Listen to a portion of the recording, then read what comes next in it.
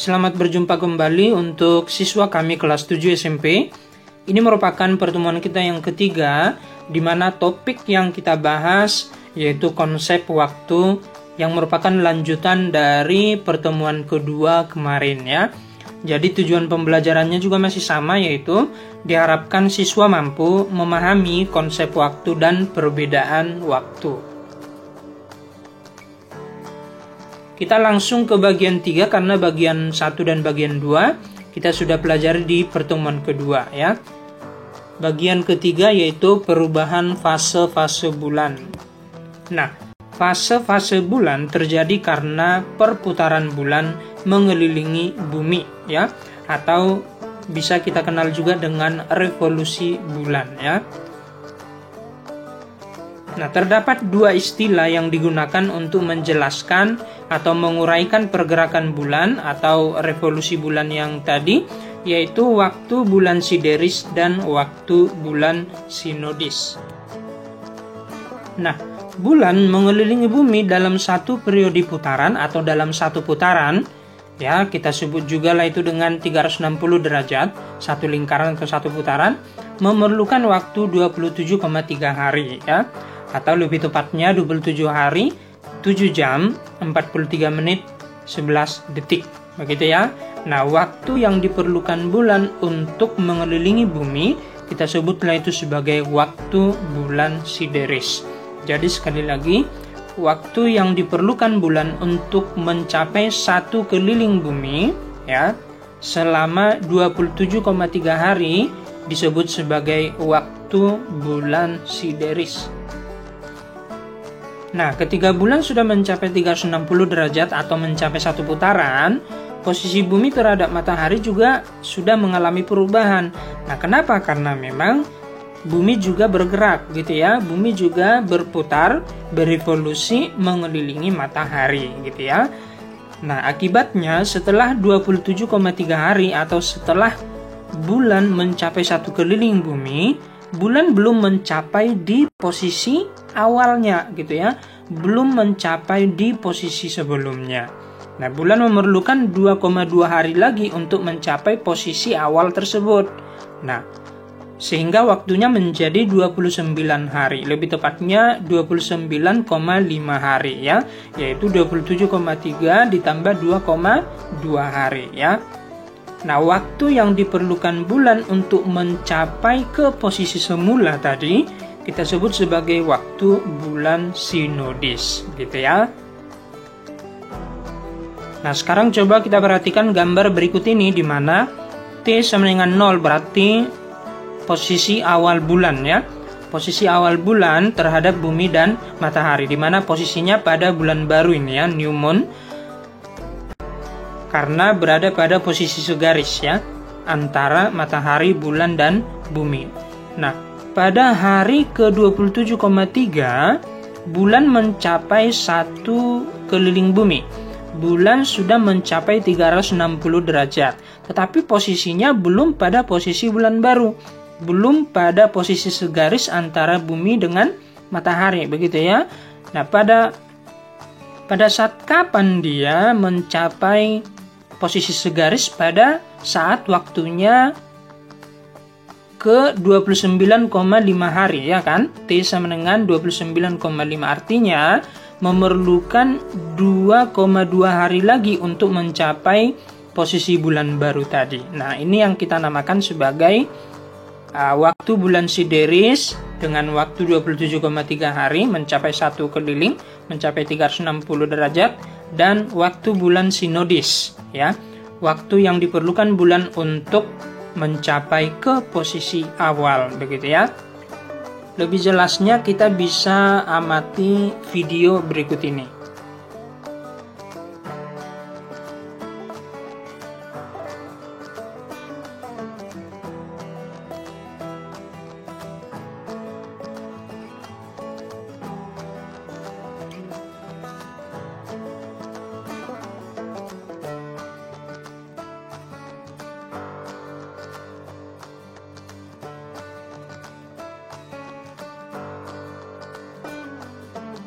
Berikut ini merupakan fase-fase bulan di mana fase yang pertama adalah fase bulan baru. Fase bulan baru terjadi pada saat posisi bulan berada di antara bumi dan matahari, ya. Sekali lagi, fase bulan baru berarti fase ketika bulan berada di antara bumi dan matahari, ya. Pada fase ini bulan tampak gelap, ya. Karena apa? Karena permukaan bulan yang menghadap bumi tidak mendapat sinar matahari. Ini terjadi pada hari ke-0 atau hari ke-29 pada saat posisi bulan kembali pada posisi semula, ya. Nah, ini merupakan gambar ilustrasinya di mana bulan berada di antara bumi dan matahari dan bulan tampak gelap dari bumi, ya. Kemudian fase kuartil pertama. Fase kuartil pertama terjadi ketika posisi bulan, bumi, dan matahari berada pada posisi tegak lurus, ya.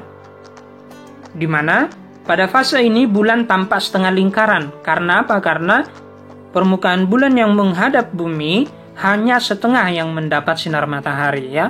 Hanya setengah, hanya sebagian yang mendapat sinar matahari sehingga tampak setengah lingkaran atau setengah cakram, ya. Fase kuartil pertama ini terjadi pada hari ke-7,5, ya, atau sering juga disimpulkan terjadi pada hari ke-8, ya. Nah, ini merupakan gambar dari fase kuartil pertama di mana bulan tampak setengah lingkaran, ya. Selanjutnya adalah fase bulan purnama. Fase bulan purnama terjadi saat bumi berada di antara bulan dan matahari dan posisi bulan, bumi, dan matahari berada pada posisi segaris.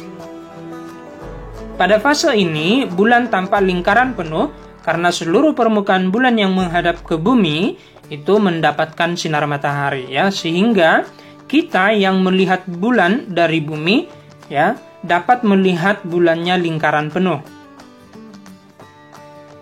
Fase bulan purnama ini terjadi pada hari ke-14, ya. Nah, ini merupakan gambar fase bulan purnama atau bulan penuh di mana terjadi pada hari ke-14, ya. Selanjutnya adalah fase kuartil ketiga. Fase ini terjadi ketika bulan, bumi, dan matahari berada pada posisi tegak lurus, ya. Nah, pada fase ini, bulan tampak setengah lingkaran juga, sama dengan yang di fase kuartil pertama, karena permukaan bulan yang menghadap bumi hanya setengah yang mendapat sinar matahari, ya. Fase kuartil ketiga ini terjadi pada hari ke-22. Jadi, bulan juga tampak setengah cakram, tampak setengah lingkaran, kita lihat dari bumi, ya. Selanjutnya adalah fase kuartil keempat. Fase ini terjadi pada saat bulan kembali pada posisi bulan baru, ya, atau kembali pada posisi di antara bumi dan matahari, ya. Bulan pada fase ini tampak gelap karena seluruh permukaan bulan yang menghadap bumi tidak mendapat sinar matahari. Fase kuartil keempat ini terjadi pada hari ke-28.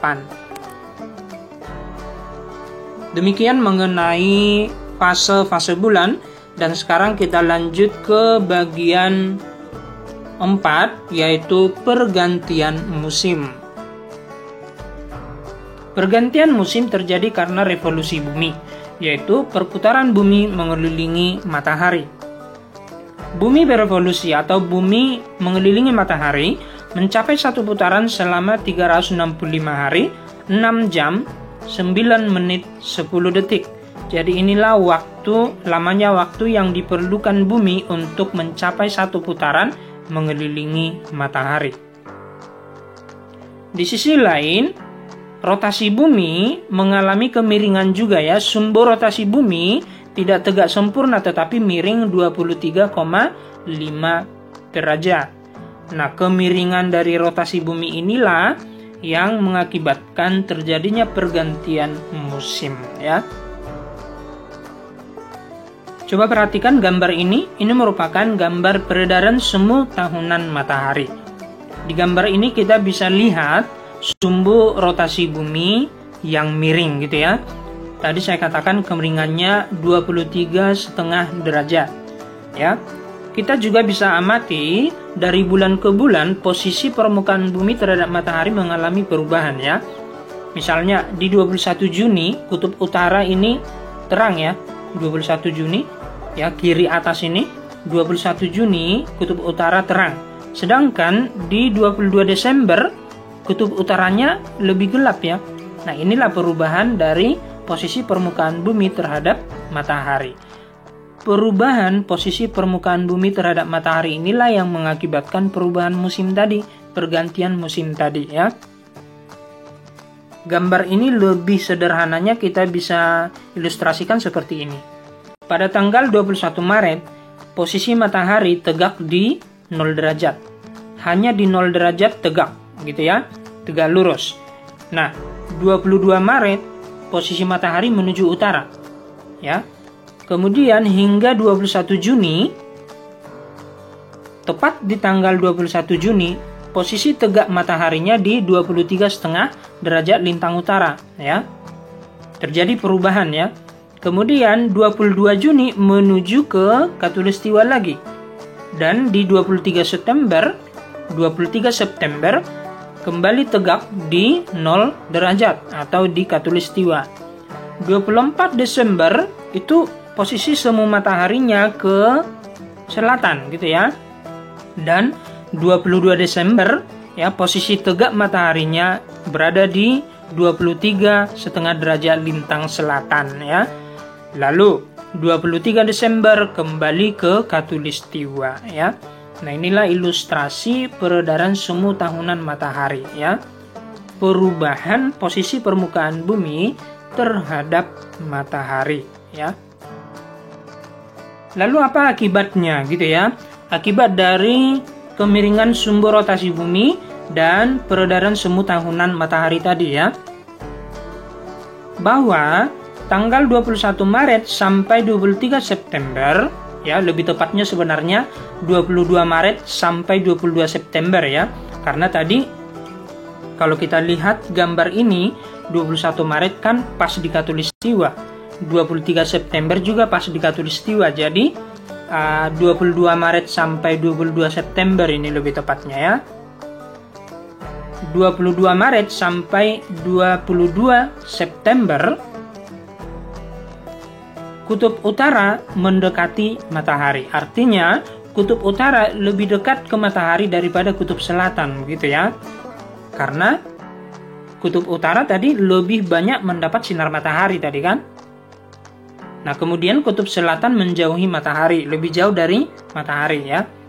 Bumi bagian utara lebih banyak mendapat sinar matahari daripada bumi bagian selatan. Dengan kata lain, bumi bagian utara lebih panas daripada bumi bagian selatan, gitu ya. Selanjutnya, 23 September sampai 21 Maret atau lebih tepatnya ini 24 September sampai 20 Maret lain ya. 24 September sampai 20 Maret. Karena 23 September kan di 0 derajat tadi ya. Pas di khatulistiwa. 21 Maret juga sudah kembali ke khatulistiwa. Jadi ini lebih tepatnya 24 September sampai 20 Maret ya. Kutub utara menjauhi matahari, kebalikannya yang tadi ya. Dengan kata lain, kutub selatan lebih dekat ke matahari ya. Bumi bagian utara lebih sedikit menerima sinar matahari. Sebaliknya, bumi bagian selatan lebih banyak menerima sinar matahari. Atau kita juga bisa simpulkan bahwa bumi bagian utara lebih dingin daripada bumi bagian selatan.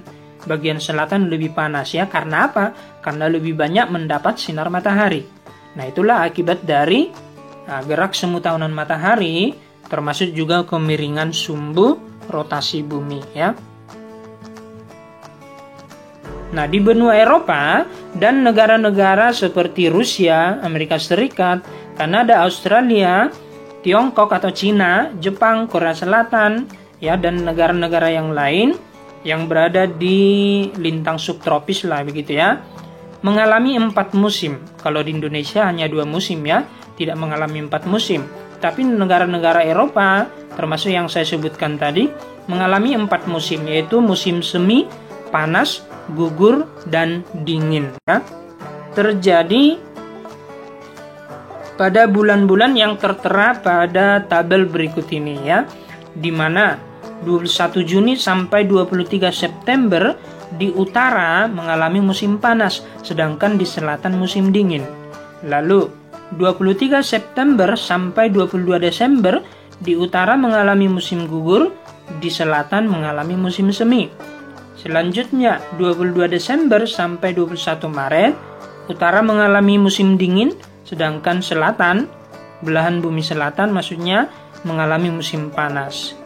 Terakhir, 21 Maret sampai 21 Juni, bumi bagian utara pada lintang subtropis tadi ya, mengalami musim semi, sedangkan bagian selatan, bumi bagian selatan mengalami musim gugur ya. Baik, sekian pembelajaran kita hari ini. Jika Anda memiliki pertanyaan, Anda bisa buat di bagian komentar ya. Semangat belajar dan terus belajar.